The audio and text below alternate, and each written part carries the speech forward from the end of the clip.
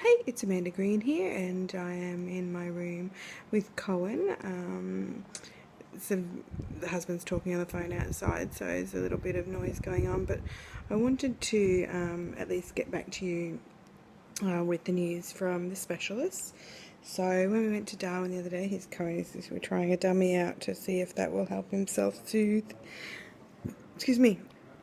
When we went to Darwin the other day, Cohen had to see a specialist and I had to see a specialist. So we'll start with me. The loop is closed. The specialist was happy. He checked out my scar. He didn't do an internal examination because I had a pap smear just before I got pregnant with Cohen, so he was happy with that. But I will have to get one in a year's time, just, standard every 2 years. The tissue that they took when they did the tubal ligation was fine. So, he was really happy. So we closed the loop with my visit, so I won't have to be going back to the specialist in Darwin, OBGYN, for me, unless obviously something else happens in the future. Cohen, on the other hand, he's going to have to go back in 5 weeks' time. Now, I don't know how much I have shared or told you, but when Cohen was born, he was born with a large testicle. And it's fairly common. It's a hydrocele, sort of a watery cyst that just sort of is around the testicle.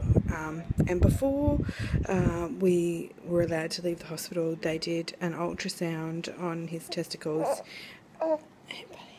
Ultrasound on his testicles to make sure it was okay and it wasn't a hernia, because the doctor was quite concerned that it could possibly be a hernia, and us obviously living a couple of hours away from hospital, we didn't want to, and he did not want to have any concerns about having to race to the emergency room. So we did an ultrasound before we left the hospital.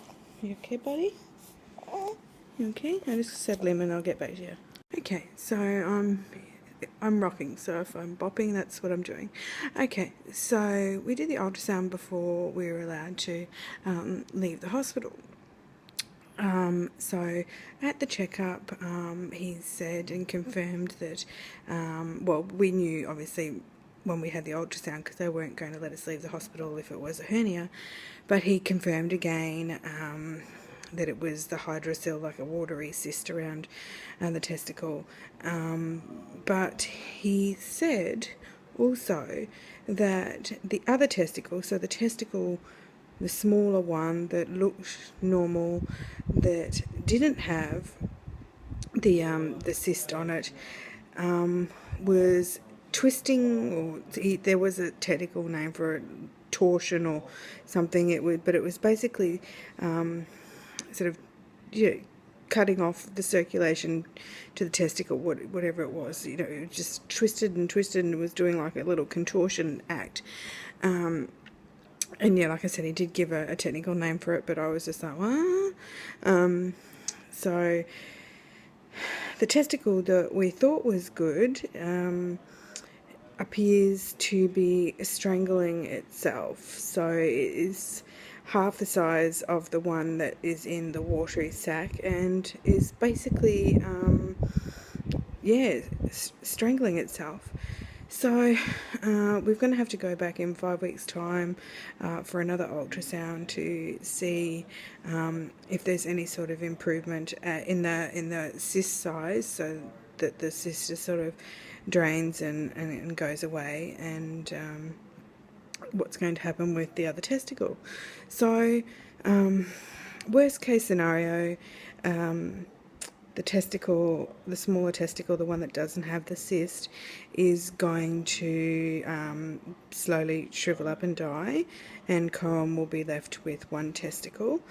That watery cyst, apparently the doctor or the specialist was confident that it would just go away all on its own with time.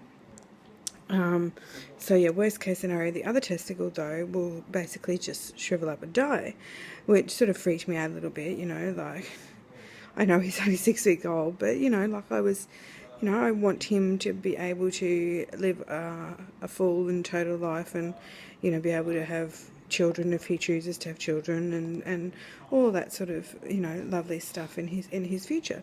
So the doctor has reassured us though that, you know, even if one testicle shrivels up and die, the other one will be perfectly fine, and you know, he will still be fertile. So that's reassuring. So yeah, so basically, we could have one testicle. It could all just resolve itself, and, you know, when the cyst goes away, perhaps maybe it'll relieve a little bit of pressure or something. Maybe that it's putting on the other testicle, and it'll all sort of untwist and be okay. So a little bit of a waiting game. We sort of don't really know what's going to happen with it, but yeah, so worst case scenario is we could have a little boy with one testicle.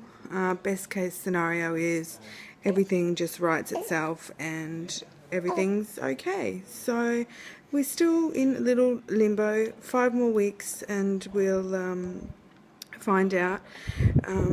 So yeah, but I thought I would share it, and I thought I would share it because yes, it's horrible that, you know, like, something's wrong, and but, you know, in my eyes he's still perfect and always will be.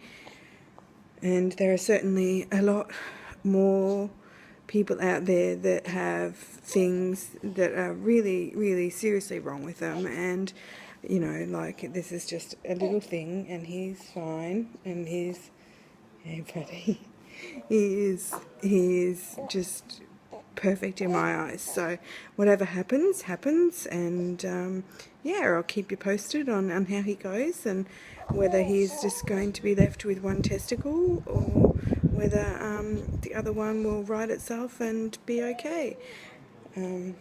Obviously, as a mum, you know, my first thought, aside from the fertility, went to, oh my gosh, you know, like, is he going to be picked on in school, you know, in changing rooms, you know, like, I don't want him to look any different. So, but yeah, I have been assured, unless he tells people, nobody will know. So yeah, okay. It's time for him to go to bed now, and it is time for me to think about getting ready for bed myself. Okay, well, take care, and I just wanted to fill you in on our specialist appointments and the results from them. So, yeah, totally transparent. I've been talking about testicles for the last 5 minutes. Who would have thought? Okay, no, bye.